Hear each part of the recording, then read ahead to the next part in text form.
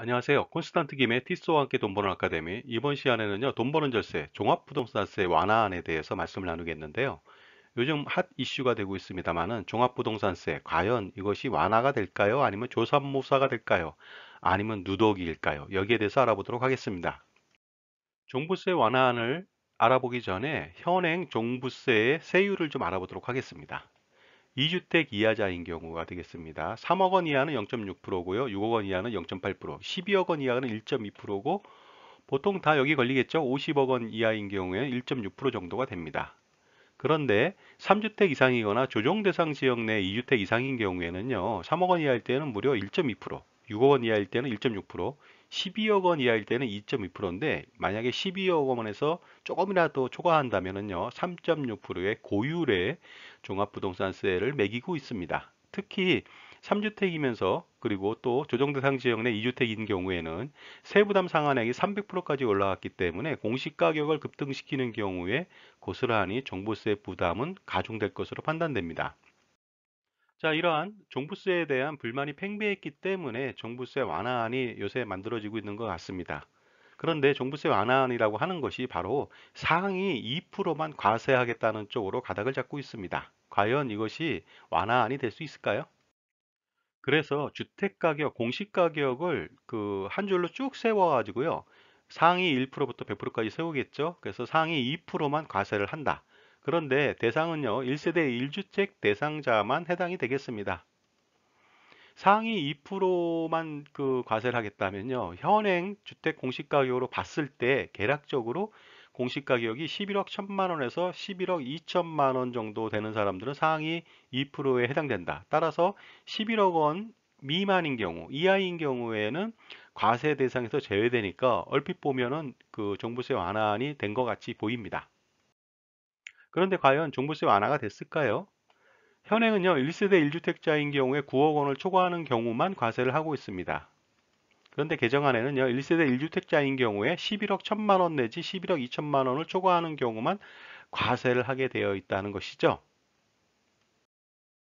그런데 이것은 문제점이 좀 있습니다. 몇 가지 문제점을 좀 알아보도록 하겠습니다. 현행 1세대 1주택자는요, 고령자 세액공제를 최대 40%, 장기 보유 세액공제를 15년 이상 한다면 최대 50%까지 해서 토탈 두 개 다 합쳐갖고 공제 한도가 80%까지 공제를 할 수 있습니다. 예를 들어서 1천만 원의 종부세가 나왔다. 그러면은요, 최대 800만 원까지 감면을 받고 200만 원만 낸다는 것이죠. 그렇기 때문에 1세대 1주택자의 종부세에 대해서는 감면 혜택 같은 것이 있기 때문에 이러한 종부세 완화안이 과연 실효성이 있느냐는 것이죠. 그리고 두 번째 문제점이 있습니다. 그것은 뭐냐면요. 이번에 완화안은 1세대 1주택자만 해당이 됩니다. 따라서 1세대 1주택임에도 불구하고 부부가 공동으로 소유한 사람들은 그 대상에서 제외된다는 것이 되겠습니다. 그런데 재미있는 것은요. 1세대 1주택자가 부부 공동 명의인 경우에는요. 그 12억까지 종부세가 없거든요. 그런데 현행 그 개선안에는 어떻습니까? 11억 천에서 11억 2천만 원 이상자에 대해서 과세를 하겠다고 하니까 좀 아이러니하죠. 부부 공동 명의인 경우 1세대 1주택자인 경우 각자 6억 원씩 공제를 해서 12억까지 공제를 할 수도 있고 아니면은 1세대 1주택으로 신청해서 9억 원을 공제받고 그다음에 각종 세액 감면을 받을 수 있는 것을 선택할 수가 있기 때문에요. 현재 종부세 완화는 이런 문제점에도 불구하고 1세대 1주택 부부 공동 명의자한테는 별 효력을 발생시키지 않는 것 같습니다. 그리고 세 번째 문제, 가장 중요한 문제점이라고 할 수 있는 리갈 리스크가 되겠습니다. 상위 2%만 과세하겠다. 이것이 문제가 되는데요. 왜 그럴까요? 위헌 소지가 있다는 것이죠. 바로 세율로 과세하는 것이 아니라 공시가격으로 과세한다. 즉, 웩더 도구, 꼬리가 몸통을 흔든다. 몸통이 꼬리를 흔들어야 되는데 꼬리가 몸통을 흔들죠. 따라서 조세 체계의 근간을 흔드는 것이라고 볼 수가 있습니다. 왜냐하면요, 조세 법률주의에 의해서 모든 국민은 법률이 정하는 바에 의하여 납세의 의무를 진다고 헌법 제38조에 나와 있고요. 모든 조세의 종목과 세율은 법률로 정한다고 헌법 제59조에 나와 있습니다. 따라서 세율로서 그 세금을 부과하는데 바로 공시가격으로 부과한다고 하니까 이것이 위헌 소지가 있다는 것이 되겠습니다.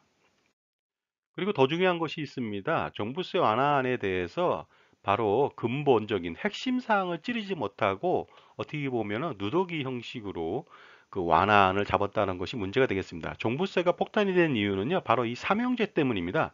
첫 번째는요, 종부세율을 인상시켰다. 그 다음에 세부담 상한액을 300%까지 인상시켰다는 것이 첫 번째고요. 두 번째는요, 공정시장가액을 예전에 80%에서 100%까지 적용을 하고 있습니다. 2021년도는 95%로 적용했지만 2022년도부터는 100%를 적용하다 보니까 요 자체로만 해도 25%의 종부세 상승 효과가 있습니다. 그리고 무엇보다 가장 중요한 것이 주택의 공시가격을 급등시켰다. 서울 지역 같은 경우는요, 10%, 20%, 수십 프로씩 매년 급등을 시키다 보니까 이런 문제가 생겼습니다. 따라서 가만히 있던 사람들이요, 마치 고스톱판에서 쓰리고를 맞고 피박을 쓰고 광박을 쓰는 이러한 문제가 발생됐다는 것이죠. 따라서 이러한 부분들을 해소하지 않는 한은 자질구레하게 조그맣게 소소한 그런 종부세 완화는 큰 의미가 없다는 것이 되겠습니다. 자, 따라서 이러한 종부세 완화하는 조삼모사 아니면은 그 엄발에 오줌 넣기 정도밖에 되지 않는데요. 근본적인 문제를 치유해야 됩니다. 그것은 무엇이냐? 주택의 공시가격을 원복시켜야 됩니다. 그 다음에 주택 공시가격 상승률을 당연히 낮춰야 되겠죠? 그리고요, 종부세율을 인하시켜야 됩니다. 그 다음에 공정시장가격 적용 비율도 마찬가지로 80% 수준으로 인하시켜야 되지 않을까 생각합니다. 자, 오늘은 종부세 완화안에 대해서 그 내용과 그 다음에 문제점에 대해서 말씀을 나눴고, 그 다음에 개선 방안에 대해서도 말씀을 나눴습니다. 감사합니다.